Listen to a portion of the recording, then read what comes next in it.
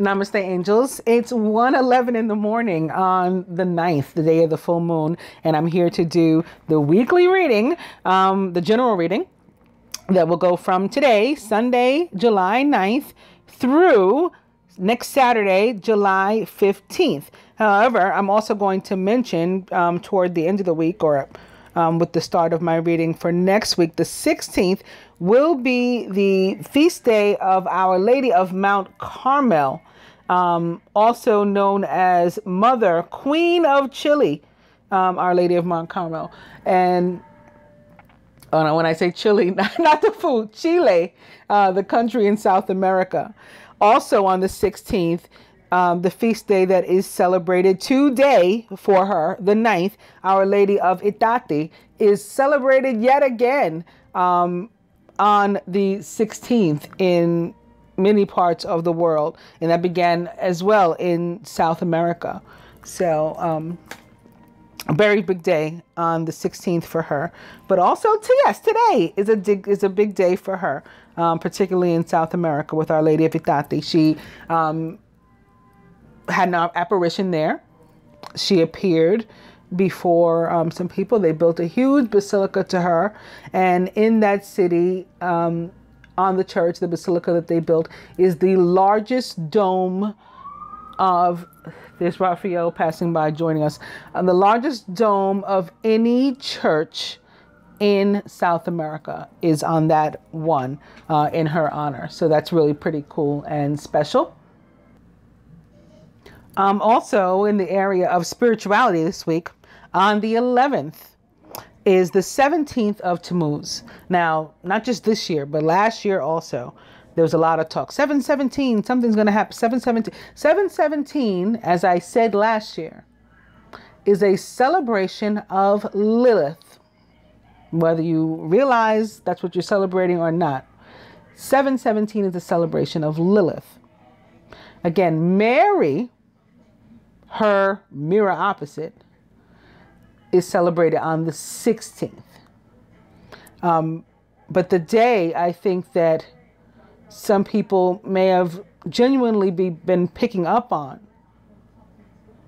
is not 717, but rather 7/11/17 this year,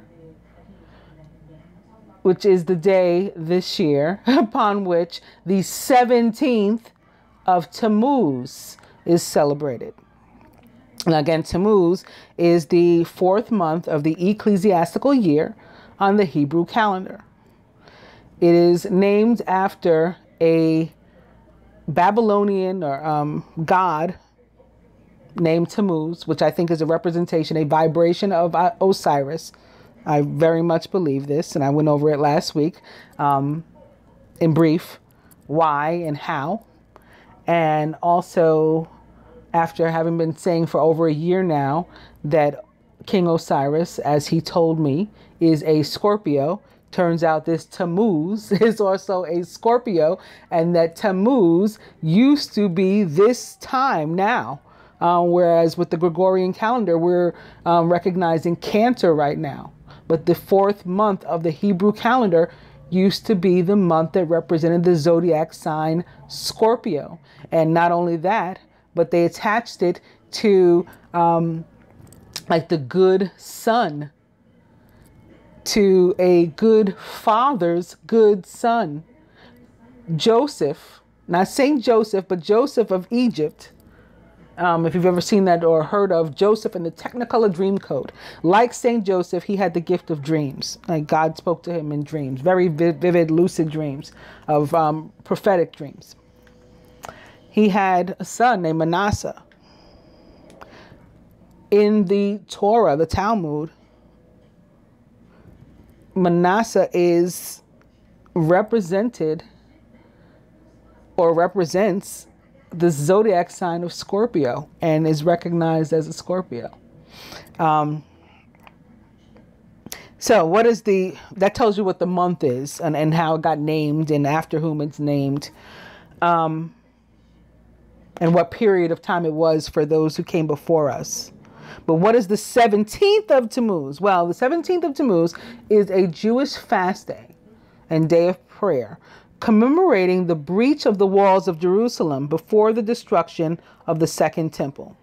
It falls on the 17th day of the Hebrew month of Tammuz and marks the beginning of the 3-week mourning period leading up to Tisha B'Av.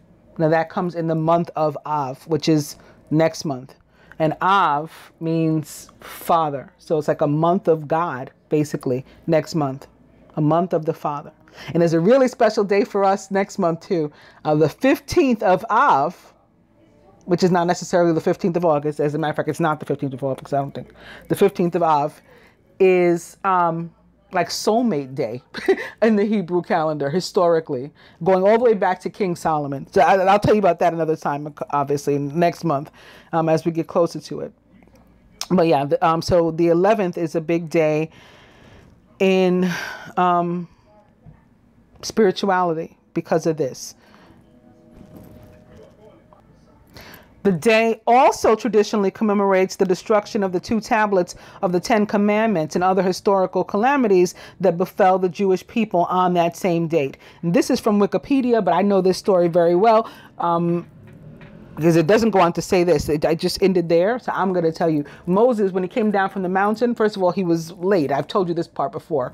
He was late according to them, or they got tired of waiting. The people, they got impatient. And they had built this golden calf, basically. This is another thing that occurred, or that is recognized in the 17th of Tammuz, by the way. They moved this calf, moved it all the way into the temple. You know, this false god, they put it into God's temple in the Holy Land. And anyway, when he came down and saw that they had built that, he was so annoyed, he threw the tablets on the ground and they shattered. That was with the tablets upon which the 10 Commandments were written. So that's what that was speaking of. All right, a lot to talk to you guys about this week again. So I'm going to try to be quick and go on to the next thing. What's my next thing? Wait. Okay, I wanted to read a little bit of this history. I don't want to spend too much time on it, but I did find this page, www.ngabo.org, as B as in boy. N as in Nancy, G as in Greg, A as in Apple, B as in boy, O as in organization, .org as in organization. Tammuz, the 4th month of the Hebrew, in parentheses, they have God's calendar. This month falls in June or July because the Hebrew calendar, you know, it goes in accordance with the moon cycles and all these things. And so the dates move. The month of Tammuz, which is the 4th month in the Hebrew calendar, has turned out to be the month in which the evil nature of man strongly pursues after its will to do evil. The word Tammuz in Hebrew means to set on heat, to stir up the evil within someone's soul. It means heat. It means, yeah, it can mean fire and mean heat. They added this other part. Anyway, to stir up the evil within someone's soul, to strike someone's body with poisonous elements, like biting serpents. I don't know in what language this is. I just know it means heat. Strike someone's body with poisonous elements like biting serpents that are produced by the evil enchantments of divinations and transmitted through the sun's rays and the zodiac constellations in the universe. Yeah, I'm going to think that somebody added that because, yes, in the scriptures, there are times where serpents are spoken of negatively. I think most notably the book of Genesis, right? The serpent is sort of the nemesis. However, Yahweh, Jesus, others also referred to as serpents in the scriptures because the serpents could also represent seraphim, which Jesus was. All right, moving along. This same word, Tammuz, also means the main month of summer, where the heat, yes, that's what I know it to mean, of the sun draws the attention of humanity to itself, the month in which the nakedness of evil is exposed. In this same month, on the 17th of Tammuz, Moses comes down from the mountain with the commandments of God for Israel. And he finds Israel worshiping the golden calf, committing adultery, eating meat sacrificed to the demons under the sun, and also the son of Mariam, or sometimes Mariama or Miriam, and her husband Caleb, who was called Her. The son was called Her. So this is very, to me, like Mary and Horus, or Isis, Mary's other vibration, and Horus. Her, H-U-R, is very close to like Heru, other names for Horus. Her son was murdered. I've spoken before about how in all of Isis's lifetimes, she tends to lose her husband and or son. So this is the son was murdered when he tried to stop the children of Israel from making the golden calf. In this month, also the Romans came against Jerusalem, burned the Torah with fire, and also placed an idol in the holy temple. I didn't have to tell you all that stuff I told you before. I could have saved time if I realized it was here. In this month, also the walls of Jerusalem were breached, meaning that the evil nature of man managed to penetrate the defensive wall of unity and faith in God, and also weaken man's focus and trust in the God of Israel. And many nations in this month have revealed their hate toward Israel and Jewish nations, Jewish people, by trying to destroy them. That is why we remember to do good deeds towards Israel in this month. The 17th of Tammuz is a day of fasting, only one day of fasting. Through this day's fast, we repent and pray for God's love for Israel in our hearts. And this derives from Psalm 122, 3 through 9. And from the 17th of Tammuz to the 9th of Av, we have a 3-week period engaging ourselves in God's word, prayer, and doing things that will make us more focused on God and lifting up Israel in our hearts, staying faithful in the area of tithing and offering into God's work, etc. When we do God's will in this month, the same month of Tammuz can also be transformed into a season that enables us to reach the highest reality of our spiritual relationship with God, allowing us to be able to generate our efforts and energies that we deposit in God's work into the physical reality of our spiritual inheritance and promises that come from God. Luke 10:19 says, "Behold, I give you the authority to trample on serpents and scorpions and over all the power of the enemy, and nothing shall by any means hurt you." So according to that, this month and this period right now, this week, since it falls on the 11th this week, the 17th of Tammuz, a time of transformation, which makes sense if it's the month of Scorpio, or was the month of Scorpio. Transformation is the theme. All right, so with that, I'll go into what's going on in the sky from astronomy.com. This week, July 7th through 16th, I'm going to go ahead and start with today, Sunday, July 9th. Tonight marks the peak of Pluto's 2017 appearance. The distant world reaches opposition, which means it lies opposite the sun in our sky and remains visible all night. It glows dimly at a 14th magnitude. However, 14 represents Father, and Pluto is his ruling planet, or his zodiac sign, Scorpio's ruling planet. However, you'll need an 8-inch or larger telescope with good optics to spot it visually. Pluto currently lies in northeastern Sagittarius, some 1.8 degrees east-southeast of 3rd magnitude Pi, Sagittarii. See In Pursuit of Pluto in the July Astronomy magazine for complete details on finding this world. Monday, July 10th. By the time morning twilight starts to paint the sky, brilliant Venus already dominates the scene, and this morning it looks particularly stunning, perched directly between the Pleiades and the Hyades star clusters in Taurus the Bull. The planet continues to trek north of the Hyades during the next several days. Although Venus reached its greatest elongation from the sun more than a month ago, it now rises earlier and climbs higher before dawn. It pokes above the horizon at 3 a.m. local daylight time and stands nearly 20 degrees high in the east an hour before sunup. It's hard to mistake the inner planet for anything else at a magnitude of negative 4.1. It shines brighter than any other point of light in the sky. When viewed through a telescope this morning, Venus shows a 17-inch diameter disk that appears 2/3 illuminated. If you have clear skies tonight, you should be able to detect Pluto's motion relative to the background stars as it skims north of magnitude 8.2 SAO 187913 and its magnitude 9.8 neighbor. These two stars lie 37 inches apart and provide a convenient yardstick for locating the solar system world. At 9:30 p.m. Eastern Daylight Time, Pluto appears 29 inches due north of the brighter star. Its westward motion during the course of the night carries it closer to the fainter companion.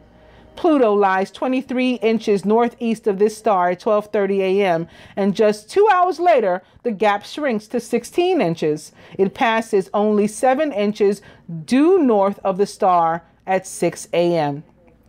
Tuesday, July 11th. Jupiter appears more than 1/3 of the way to the zenith in southwestern skies during twilight this week and doesn't set until after midnight local daylight time. The brilliant planet shines at a magnitude of -2 and dominates the evening sky until the moon rises. It appears against the backdrop of Virgo, some 10 degrees northwest of the Maiden's brightest star, first magnitude Spica. When viewed through a telescope, Jupiter's disk spans 36 inches and shows a wealth of atmospheric detail. Wednesday, July 12th. The Big Dipper's familiar shape lies high in the northwest as darkness falls these July evenings. One of the summer sky's finest binocular double stars marks the bend of the Dipper's handle. Mizar shines at a second magnitude, some 6 times brighter than its fourth magnitude companion Alcor. Even though these two are not physically related, they make a fine sight through binoculars. People with good eyesight can often split the pair without an optical aid. A small telescope reveals Mizar itself as a double, and these components do orbit each other. Thursday, July 13th. The next few nights offer a wonderful opportunity to track down asteroid 6 Hebe, or Heb, or Hebe, Hebe, through a telescope.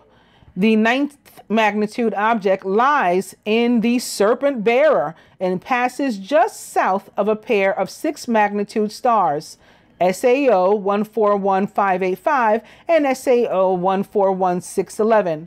If you sketch the field tonight and then return to the same area over the upcoming weekend, you should be able to detect Hebes or Hebes, whatever the name is, movement relative to the stellar background. Friday, July 14th. Venus passes 3 degrees north of first magnitude Aldebaran this morning. Although the star ranks among the 15 brightest in the entire sky, the planet appears 100 times brighter. Aldebaran marks the ruddy eye of Taurus the bull and forms one tip of the V-shaped Hyades star cluster. Aldebaran only appears to be a cluster member. However, it actually lies only about half as far away as the Hyades. Saturday, the 15th. Although Saturn reached its peak a month ago today, when it appeared opposite the sun in the sky, our view of the ring planet remains spectacular. It resides against the backdrop of southern Serpent Bearer, a region that climbs highest in the south around 11 p.m. local daylight time. Saturn glows at a magnitude of 0.2 and easily outshines the background stars. When viewed through a telescope, the planet's globe measures 18 inches across the dramatic ring system and spans 41 inches and tilts 27 degrees to our line of sight. Lastly, Sunday, July 16th. Last quarter moon occurs at 3:26 p.m. Eastern Daylight Time. Look for it either before dawn this morning, when it looks slightly more than half lit, or after it rises around 1 a.m. local daylight time tomorrow, when it appears as a fat crescent. Earth's only natural satellite straddles the border between the relatively inconspicuous constellations Pisces the fish and Cetus the whale. And that's what's going on in the sky this week. So that was the astronomy. I guess that brings me to the astrology.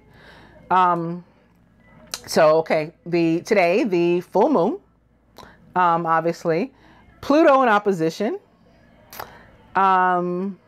the comet Chiron in Pisces as of July 1st, and retrograde in Pisces, by the way, through December 5th, I think it is. Venus in Gemini, Mercury in Cancer. I think that that's all that's going on this week from there. So with that, I haven't changed my mind about what I said about the moon. So if you saw my moon reading, I said that it's going to be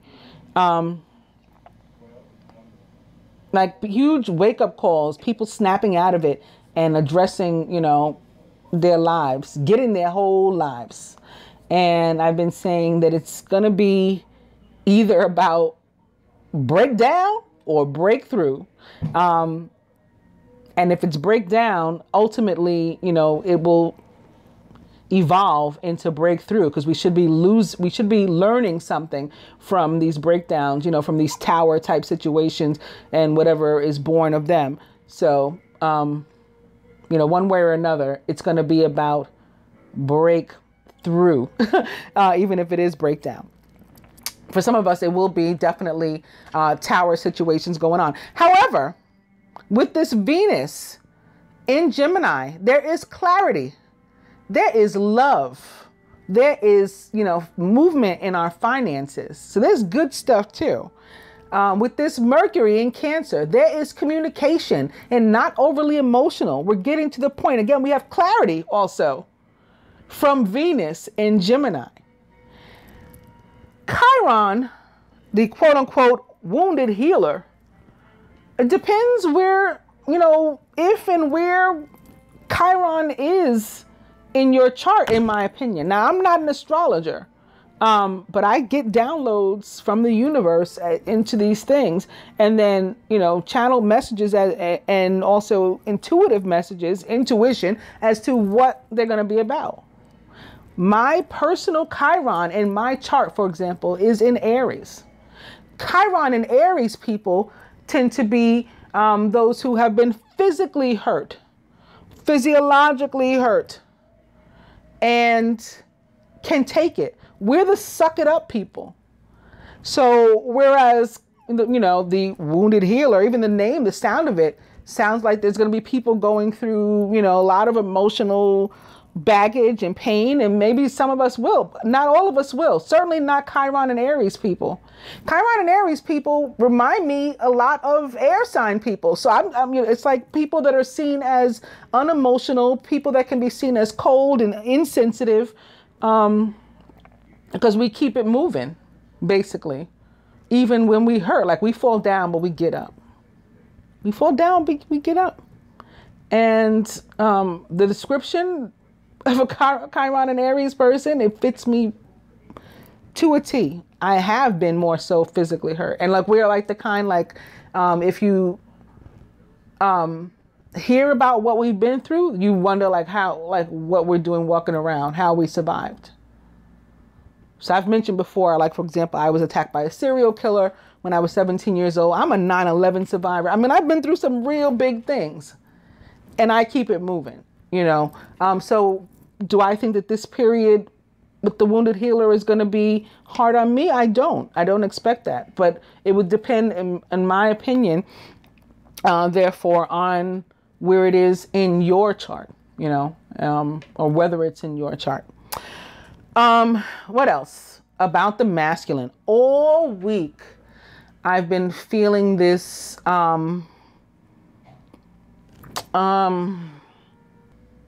sentiment that the masculine isn't enough. He doesn't feel like he's enough. And, you know, society sort of brainwashes us all to believe this, like we can never measure up. And I talked about this in the full moon reading again. Actually, I pulled a card while I was looking for a card for the masculine using my Gods and Titans deck. I pulled a card called Perfection. And I stopped to say then to the masculine, you guys have been trying to like measure up to this, trying to achieve perfection You're not likely to ever do that. Nobody's perfect. And we don't expect you to be perfect. And I think that they've gotten confused because we do put them on these pedestals. And it's not like a front or to gas them up, you know, to make their heads big or whatever. It's genuine. We put them on these pedestals because, yes, we do see them, you know, godlike with a small g, majestic, like kings, royal, regal. We do see them like that. So they take that to mean perfect. Like, I can't let her see me sweat, basically. I can't let her see me. I can't let this image fall away from myself and have her see that, you know, maybe I'm not a prince. I'm just a pauper underneath. We know this. We know this. You don't have to keep up a facade for us. We're not perfect either. None of us are going to be perfect. The thing is that you're not getting, that you're missing masculine, is that we love the imperfections too. And we hope that, you know, you feel the same. That's what's necessary for unconditional love. Whether it's, you know, with us, or, you know, with each other, with one another, or somebody else, or what. In general, that's what's required for unconditional love. Loving regardless of condition, in spite of condition, despite condition. That's what it means. It's a word that means exactly what it sounds like it means. Without condition. There is no, you know, if this, then that. It's just, everything just is. There's just love. It's the only thing that's real. That's it. I just love because I do. So it's not because you do this or you look like that or, you know. And again, despite all that, you're still a king. I've told mine, you know, I love each and every like hair, you know, on your head, including the imperfections. I say, including your flaws, and not to my face, but I felt like and heard telepathically, like, you don't know what my flaws are. And I've tried to say back, I don't care, but I'm definitely not as good at the telepathy as him. So I think I told him in 3D that I didn't care. I don't care.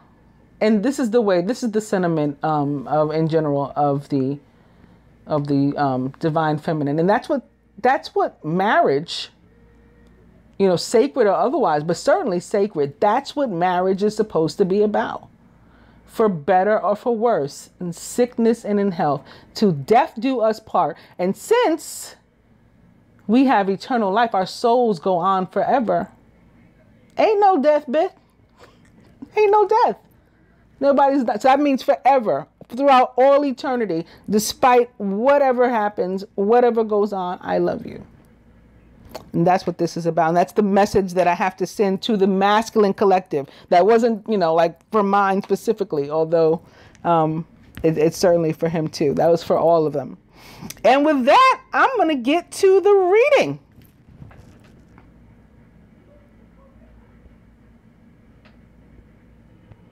Starting with the dice. I'm beginning with no.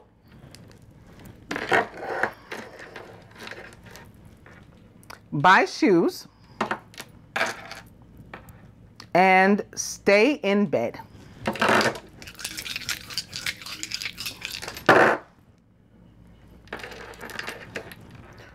Spirit says email. Dirty movie. And eat cake.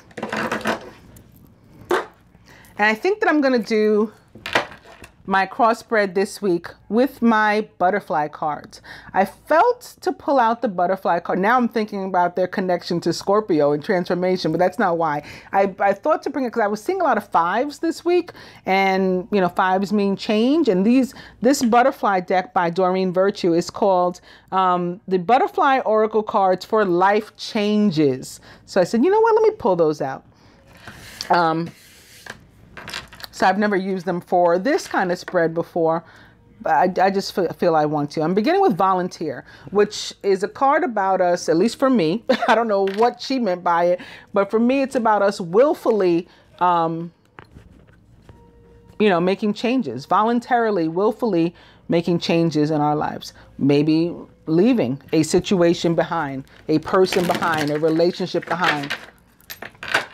Volunteer. And coming to sentimental feelings. Perhaps this is what we're left with when we leave a situation behind. You know, we have the memories and that's it. And we nostalgia. But we got to keep it moving so that we can welcome the new.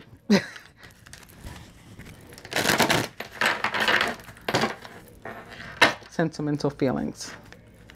Maybe in pursuit of self-employment. Leaving an old job.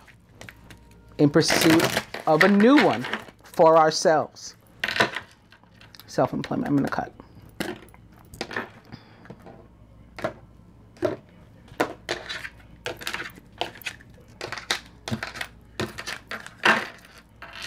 Healing from the past. A lot of that going on right now this week. And again, for some, through December, it would seem, with Chiron, you know, the quote-unquote wounded healer, and all kinds of other things that are going to go on in the meantime. The overall energy is get some rest. This may have to do with ascension. This may have to do with just like the fact that our minds haven't stopped going, many of us, the stress of these toxic situations and decisions that have to be made. What am I going to do? All of that. It's like an emotional, our spirit is tired. You know, we're emotionally drained and weary. And some of us are physically tired too. Whatever the case may be, get some rest.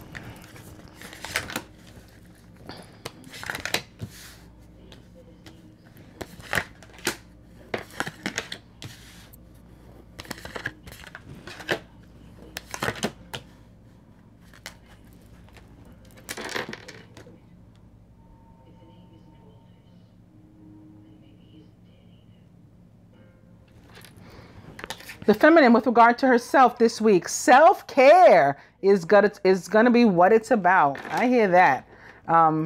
Nurturing. This might be where Venus steps in, right? She's the mother. She's the nurturing. Also, I'm feeling like in that Venus frame of mind, a lot of this is going to be about beautification too, inside and out of ourselves. Feeling very attractive, very sexy, very seductive, feeling good. And having a good week from that perspective. The masculine with relation to the feminine this week.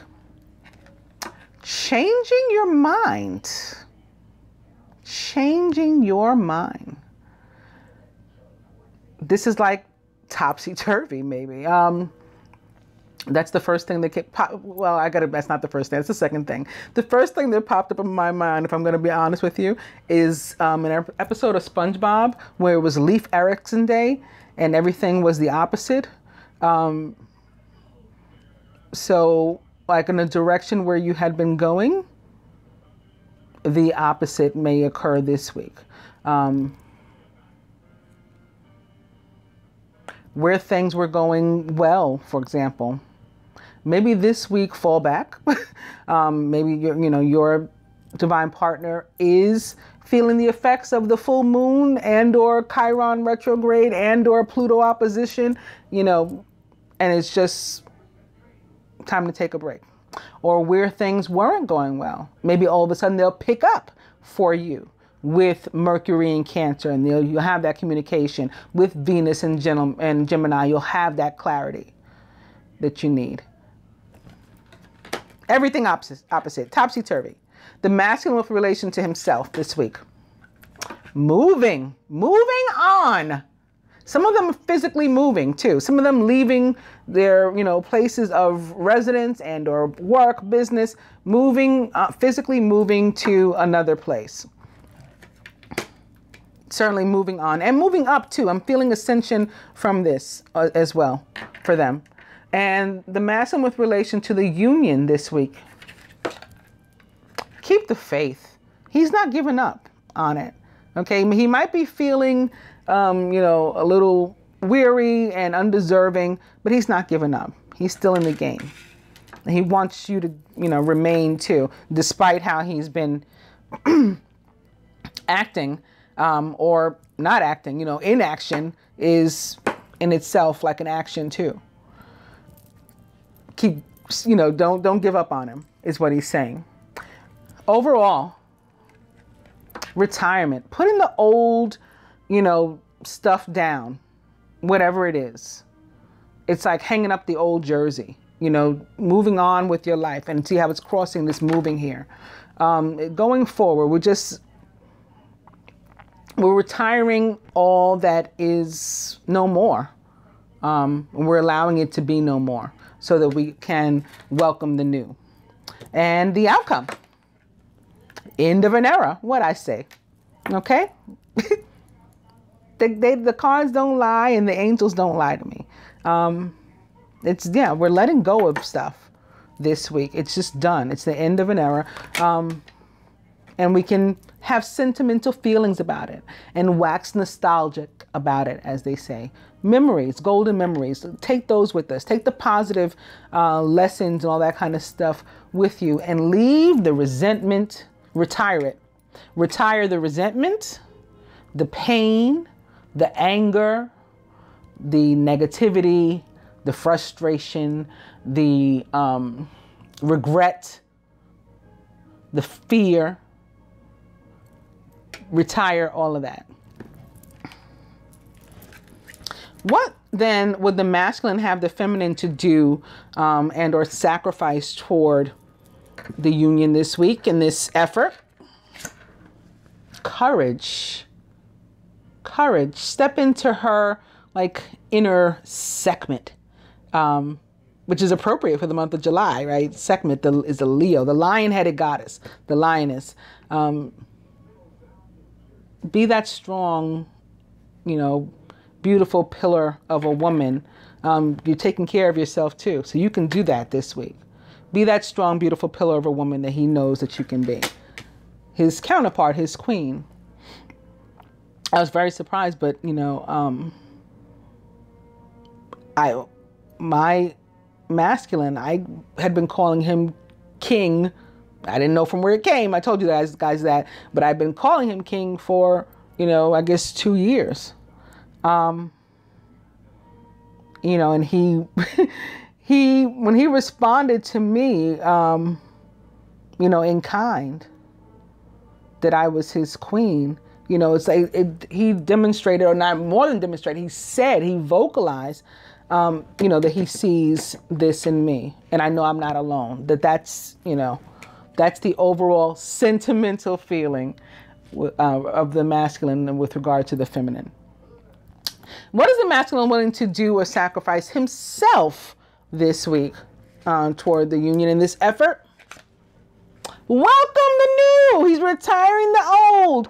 He's acknowledging that it's the end of an era. He's going to let it all go and he's moving on so that he can welcome the new. Just like I said before pulling this card, just somewhere around here I said it. And lastly, what would the universe have the couple to do and or sacrifice this week for the union? Take the feelings, again, the positive feelings, the lessons, the good, the experience of it all. Take that with you. Leave the baggage behind. Speaking of baggage, I told you guys before, like I rarely get to watch other channels because I was in school, I was doing dailies, and you know, I just never had any time. I have a family, I have a divine masculine, all this stuff. I never had any time. But when I did, you know, a couple of people that I enjoyed watching, one was Scarlet Moon. So I got to see Scarlet Moon this week. He posted something yesterday, the day before. I don't know. My days are, just, you know, like melding together. But he posted something about Chiron, actually. He doesn't refer to it as the wounded healer. He refers to it as baggage. So that's why I just thought about this just now. He also said something that I've been doing since I started. He said that this period of Chiron is the time to like let go of the gurus. The gurus will be disappearing, falling off, and I hope that he's right, you know, like, please, universe, let them go away. Because I've been, that's one thing that I've been sort of teaching against and preaching against since I've been on. But also, he was talking about like the labeling and the branding. He called it the brand wagon as opposed to a bandwagon. That people will be getting off finally these brand wagons with, you know, Chiron, the baggage, because they're going to be dropping their baggage, and that's part of it. And that's something I've been doing the whole time I've been on too. I started the angels told me to open a YouTube account channel January of 2016. March 10th, 2016, they told me to do my first video. By April, I was doing a celestial events video. And on that video, I talked about like the orders of the angels and the hierarchy, you know, not necessarily earth angels, angels in general, the 9 orders of the angels. And I went through this whole thing and described how it applies to us. And by the end of that month, end of April, I was having to instead drop all of this talk about, God told me to stop it with the Blu-ray and the key holder and all of this stuff. Although I am those things and I'm not to be ashamed of them. He wanted me to stop because he said people were getting too caught up in it. The Akashic records and wanting to know if they were Blu-ray or if they weren't. They wanted to be clicky and in little clubs and stuff like that. And this is the sort of thing that Scarlet Moon was talking about, that he was saying was going to come to an end. These like cults basically, and cliques and things of different brand wagons. I of course automatically thought about twin flame, which is something else. I've been like a lone wolf, you know, that dropped that a long time ago. So certainly not coming from Scarlet Moon or anything like, you know, it's not from, I've been doing this over a year. I've been off of that brand wagon, but I did find his channel and his video interesting, which as I always do, which is why I'm subscribed to him and look forward to watching him when I can. So all of that came from the baggage card. And, you know, those of you interested in seeing for yourself and getting a more coherent summary as to what he was talking about with regard to that, it is Scarlet Moon of Integrative Mysticism. That's the channel. Okay, I'm going to go on to the other spread.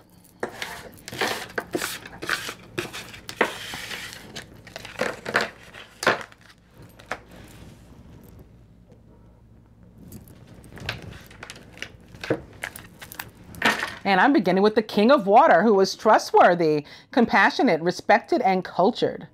He's also a Cancer, maybe, for the month of July, or a Pisces, maybe, the Chiron in Pisces, or maybe a Scorpio with what, you know, Pluto in opposition, or somebody taking on any of those attributes or traits. Open your heart and mind to those around you. Trustworthy and heartfelt advice, and charity work, which is love. I just thought about something else when I thought about the water signs.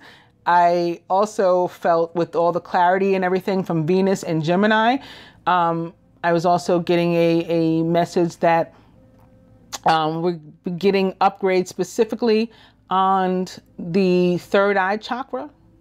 And that's going to be in part from where the clarity comes. And we'll be able to make some decisions, from a more logical standpoint, like with our mind, even as it relates to love. And I was thinking like, oh, the water signs are probably not going to like that. But it is what it is. So I just was reminded looking at the King of Water. Opening 2, the 2 of Water. See? All the negativity people are talking. I told you, I've been feeling still good stuff for us. Love. Love. Venus is the brightest object in the sky. She's not going to be outdone by a full moon. She's at home. She's in one of the planets she rules. She's in Gemini. She's chilling, and she's sitting in between the Pleiades this week, the Pleiades and the Hyades. She's double home. The Pleiades is Taurus the bull. She rules Taurus too. So yeah, love and money this week. Not just healing, but healing too. A relationship that continues to grow closer. Forgiveness and the positive resolution of a conflict. This can be, doesn't have to be with a romantic interest actually, because this is the general reading. So this can be with somebody else as well. But sitting here with the King of Water, I think it's a romantic situation.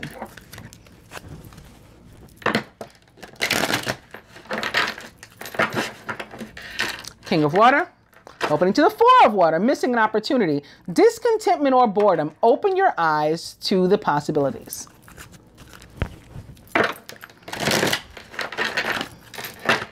King of Water, I'll go one more. Knight of Earth, loyal, dedicated, honorable, and kind is the Knight of Earth. It's also a Taurus, Virgo, or Capricorn, or somebody taking on those attributes. Time to buckle down and get things done. Honor your commitments. You have a guardian angel. Could be opposite the King of Water.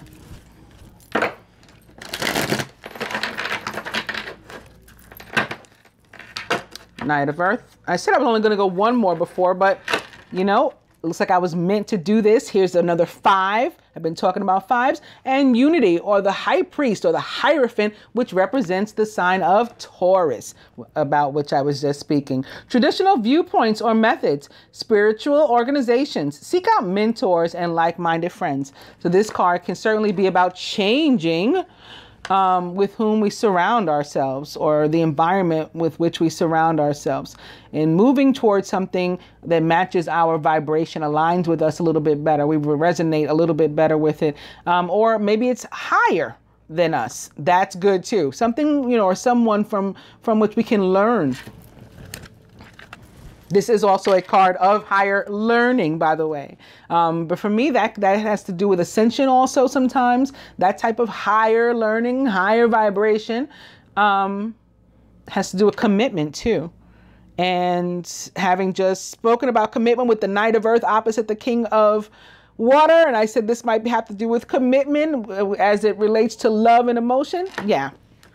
Some of us may be getting married even this week, or solidifying commitments, relationships with our 2 of Water, maybe.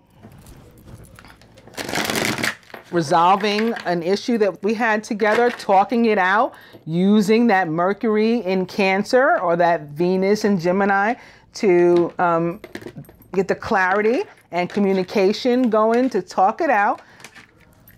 Leave the past behind, forgive one another, and move forward. All those cards from our first spread. And not only move forward, but move maybe into a real commitment. If we're not thwarted, if we don't let this 5, bring us down too much. And this is only minor arcana. The 5 of Fire, competing goals, bothersome details, and conflict with others. That, for me, tends to be conflict with close friends and or family when it's wands as opposed to the swords or air. And guess what the overall energy is? The 2 of Fire. You've come into your own. New partnerships or contracts continue to move forward. So we've seen the Hierophant, the Two of Water or Two of Cups, and the Two of Fire or Wands, which is the Divine Union card of the tarot. So it looks like a really good week for love, if you ask me.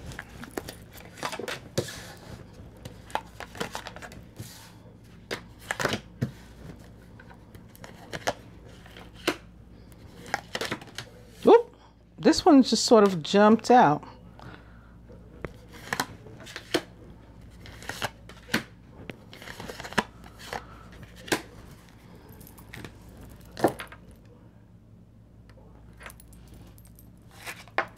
The masculine is the Page of Earth, scholarly, dependable, patient, and successful. Good news about financial matters, wanting to do something more challenging, and maybe even a new area of study. This can be with regard to life, the higher education, the ascension, or just the fact that we're moving on into a new period. I want to do something different. I want to learn something new. You know, I'm retiring that old, those old belief systems and everything of mine. I'm retiring that old education.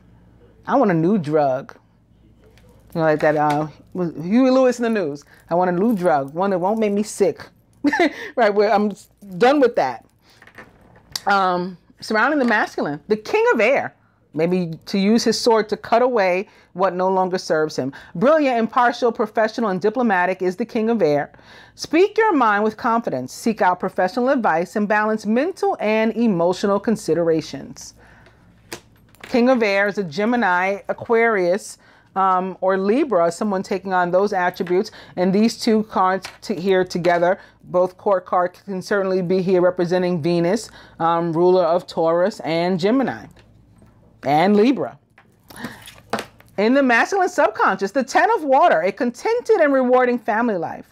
Your emotional and material needs are met. And you have trustworthy relationships. Crowning the feminine, it's the Ace of Air. Brilliant new ideas and inspirations. Seeing the truth of a situation may be a challenging beginning. Ace of Air, card of victory, also of cutting away what no longer serves, and certainly new beginnings. Surrounded by the moon, representing the sign of Pisces or the water sign. And also, maybe because today is the 9th, the day on which the full moon arrives.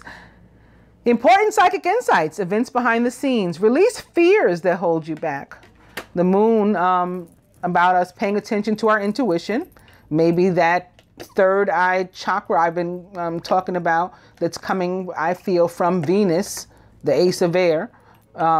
Maybe that's why. There's also stuff going on, that the universe has going on. They're making shifts and helping us, doing things to help us that we don't know about. And we won't know about unless they decide to illuminate it. There can be things also secrets, not necessarily intentional or malicious, between the two partners as well. The feminine subconscious. The Seven of Water, a complex decision, the need to do research, stop procrastinating. The feminine has options about something, and I think she needs to cut them down, narrow them down, using the sword from the Ace of Air here. Crowning the union, the Hierophant, unity, the High Priest, traditional viewpoints or methods, spiritual organizations, seek out mentors and like-minded friends. Again, this is a Taurus or other earth sign if it's a person or somebody with those attributes or traits right now. At the root, I talked about the Tower in the beginning. The Tower coming through for people. Breakthrough or breakdown. This life experience is the Tower. It's the breakdown. A significant life event, a powerful revelation that leads to change. It's time to spread your wings. Although the Tower can be good too. It's something that shakes you up. That's what it is. And judging from the rest of these cards, I'd say it's quite possibly a good Tower. Something unexpected coming in. Something that we don't know, maybe because of the moon. It's not illuminated yet, but I think it's for our own good and leaves us happy. Pages bring news of positivity. This one, particularly with regard to finances and material, wealth. Sitting here next to another card of that nature, another earth card. Commitment, signing contracts, maybe a new job, a new business. Ace of Air, victory. This is all very positive. The King of Air is a diplomat. It's somebody, you know, he's very fair and generous, somebody that's being helpful to you. Maybe a lawyer or a judge that's helping you to sign the papers and get your contract together, sitting here crossing unity. Sitting atop the Ten of Water, which is the Ten of Cups, emotional and material fulfillment, just happiness, you know, the power of joy. That's sitting here next to the Tower. So this is the kind of, you know, you're overwhelmed by joy. This is not negative. The feminine, maybe she's overwhelmed because she's got so many options and she needs to pick one. She wishes she knew everything about everything so that she could pick one. She doesn't. She's not going to. Deal with it, basically. But it can shake you up. At the heart of the matter, the Knight of Earth. Loyal, dedicated, honorable, and kind is the Knight of Earth. Time to buckle down and get things done. Honor your commitments. You have a guardian angel. Our overall energy would also have me to think that this was a positive Tower. This is moving toward, maybe this is what's shaking us up. We have this decision to make, particularly for the feminine. We've got this decision to make. It's going to be life altering, but it's leading to abundance. This may be a new job for us or a new business for us. And we're worried about the parts that we don't know, you know, the unknowns, and allowing that, you know, to keep us in our mind. We may be also in our mind because of Chiron in Pisces. Pisces ruled by Neptune, that gives you this sort of energy that makes people foggy and fantasize and dreamy, and you know, you're in la la land and you can't make up your mind. But it's about something very, very positive, I would say. So with that, I'm going to go to the advice.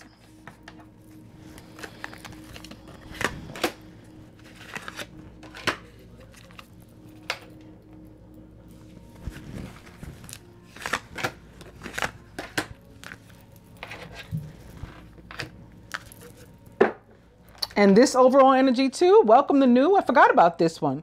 Welcome the new and the Two of Wands with this spread, with all these court cards and major arcana.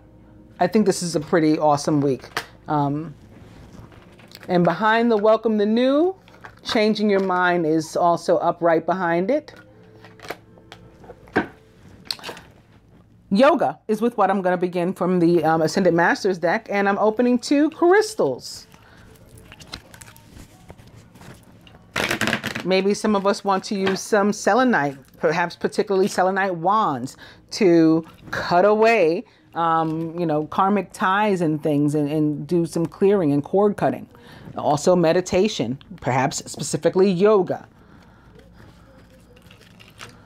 that will allow us to come out of the closet.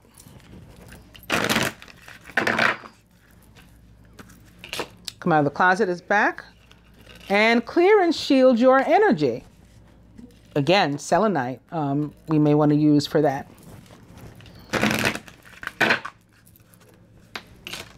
Come out of the closet. I'll go one more. And it's teacher. That life experience, yet again. The Tower. That's what the teacher represents this week. Come out of the closet. I'm going to cut.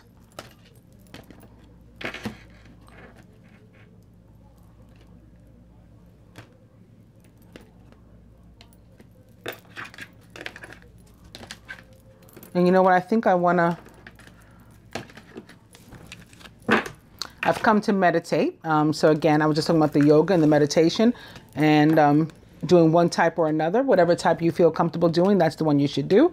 But we've all got to do something. The overall energy here is yes and Ganesh. So Ganesh knocking down obstacles for us once again. I think, again, giving way to abundance, you know, new jobs, new opportunities for a lot of us here. What I started to say before was I think I'm going to lay one of these here atop the Tower. And maybe one here atop the King of Air.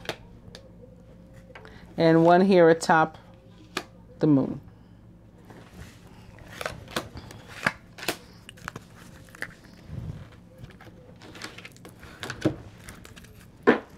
And lastly, from my Keepers of the Light Oracle, beginning with Cernunnos, life force. Express your driving passion. Sensual and sexual powers are increased. This is a very earth sign card. And look, maybe it's here because of the buck moon. Look at these antlers. I was going to say it's a very Capricorn. Look at the, yes, it's very Capricorn and buck. Wow, what a perfect card. I hadn't even realized that before. This is genuinely the card to which I came. And there's a moon here too, but it's a crescent. Wow. Opening to the, wow, maybe this is related also to that whole thing that I did in the beginning, in the reading. The Miriam. I spoke about Miriam losing her son. Also this Miriam related to Mary. And I spoke about her feast day. This is also very Gemini with these two twins named Miriam in particular. Choose to forgive in order to heal. So we're getting back to that. See the light in all. Remember that love has no boundaries.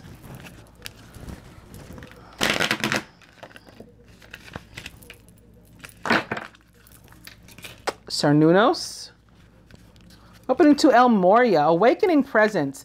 The universe is with you. Wear a cloak of protection and love. So we just saw El Moria telling us to clear and shield our energy. And that's where I spoke about the selenite. And now he's back. So I do think we want to make sure that, you know, we're covered, you know, in the full armor of the universe, full armor of God, or whatever you believe this week. And we're back to love with Radha and Soul Flame. Rediscover a lost part of yourself.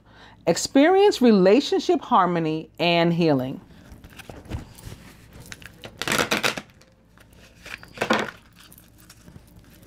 Radha. Now at the bottom, I'm going to cut on that note, that very positive note.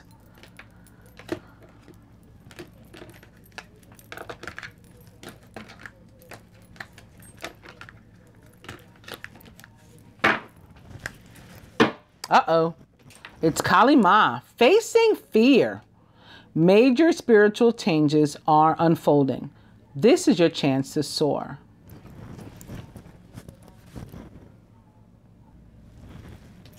The overall energy is the divine director. Intervention and purpose. Divine intervention is occurring. Know that you are being guided. Happiness is your purpose. Okay, so for further clarity, at least for some of us, with regard to this King of Air and why he's here. Teacher. So it is about the life experience part and the areas where we're going to have to address, or we're going to have to cut away what no longer serves us. We need the King of Air's sword. But it also has to do with him being this authority that is very diplomatic and fair, and from whom we can learn. And maybe that's why another reason why he's crossing unity, or, you know, the Hierophant, which again is about higher learning, or about surrounding yourself with people from whom you can learn, people of a vibration similar to your own or higher, better. So this is why. And maybe this has to do also, this teacher and this King of Air, and as it relates to this, again, with Venus and Gemini, and with Mercury. Here atop this moon, and what's hidden, what we don't know about. Freedom. Maybe the freedom, we have the freedom to choose, maybe regardless of whether or not we know everything. Or maybe we should be seeking our freedom regardless of the unknown and not knowing what the future is going to bring. If we leave an old situation, we should still free ourselves from it, despite not knowing, you know, what's going to happen in our next stage. And here at the root atop life experience, or the Tower, nurture yourself with Mother Mary. This I call my do you card from her. When she comes through with this card, that's what it means. It's following your heart, doing what's best for you. Yeah, that's it. Doing you. And maybe that's life-shattering because you're not used to doing that. We're used to living and or loving for other people. And we got to do it for ourselves this time. Free ourselves from those ties that bind. Learn from the experience, the past experience, and cut away what's been holding you back so that you can move toward your abundance, toward your happiness, toward your higher elevation, toward your commitment. Happy family. Wow. Okay. For that, from the Keepers of the Light Oracle to the masculine, it's Isis, magic manifesting. Your dreams, visions, and goals are becoming reality. Stay focused. Nice. Feminine, white eagle, ancestor spirit. Connect to your lineage. A family wound or pattern can be healed now. A lot of that healing. Healing, love, money. That's what the week is about. From the Ascended Masters to the masculine, trust, says Vishnu. So you're going to be taking a leap too and moving toward, your future as well. Move toward it confidently, remembering that Ganesha has moved the obstacles and that the universe is with you, supporting you in your purpose.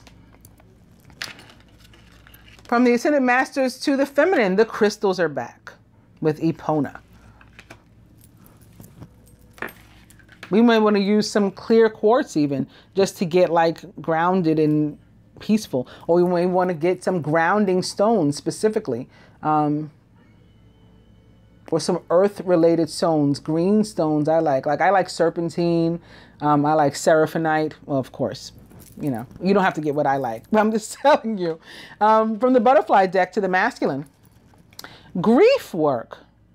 This has to do with loss and maybe with what you're leaving behind, what you cut away with the King of Air's swords. But it's, it's part of nurturing you and doing you and moving forward.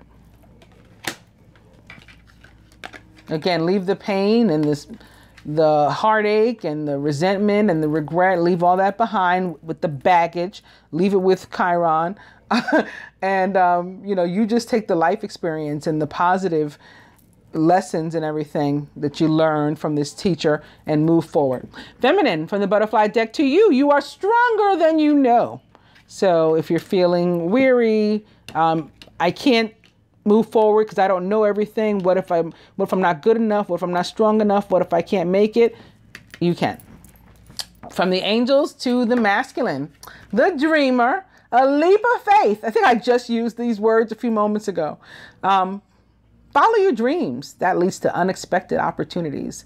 The dreamer in this deck, it's the Fool in any deck, the Fool from the Traditional Tarot, but in this deck represents for me the signs of Gemini, yet again, because it represents the planet Mercury, Gemini and Virgo. But definitely about embarking upon a brand new path. It's the end of an era. We're retiring the old one, welcoming the new, brand new path. And lastly, for the feminine. Oh boy, get out of your heads, ladies. We're way in our heads.